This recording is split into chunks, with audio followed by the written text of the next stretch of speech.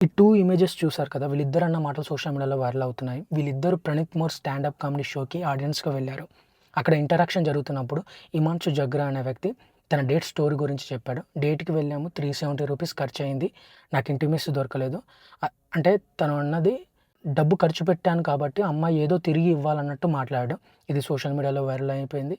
తన పైన ట్రోలింగ్ జరిగింది. ఎఫ్ఐఆర్ నమోదైంది. ఈవెన్ కంపెనీ నుంచి కూడా తీసేశారు. సెకండ్, తన పేరు డాక్టర్ సెజల్ పవర్, ఎంబీబీఎస్ చదువుతుంది. అదే షోలో మేల్ కడేవర్ ప్రైవేట్ పార్ట్స్ పైన జోక్స్ వేస్తూ మాట్లాడింది. కడేవర్ అంటే dead bodies, medical students medicine learning కోసం ఉపయోగించే డెడ్ బాడీస్. ఆ డెడ్ బాడీస్ ప్రైవేట్ పార్ట్స్‌ని మేము కంపారిజన్ చేసి చూసేవాళ్ళమని, మా ఫ్రెండ్స్ మేము జోక్స్ చేసుకునేవాళ్ళం అని చెప్పేసి మాట్లాడింది. సో, తనకేమో రాత్రికి రాత్రి ఇన్‌స్టాలో 2,00,000 ఫాలోవర్స్ పెరిగారు. సో, ఇక్కడ ఇద్దరి మైండ్ సెట్ రాంగే. అమ్మాయిని అలా చూడడం, డబ్బు పెడితే ఏదో ఇవ్వాలి అన్నట్టు మాట్లాడడం, చనిపోయిన డెడ్ బాడీస్ పైన ఇలా జోక్స్ వేయడం అనేది 2 రాంగే.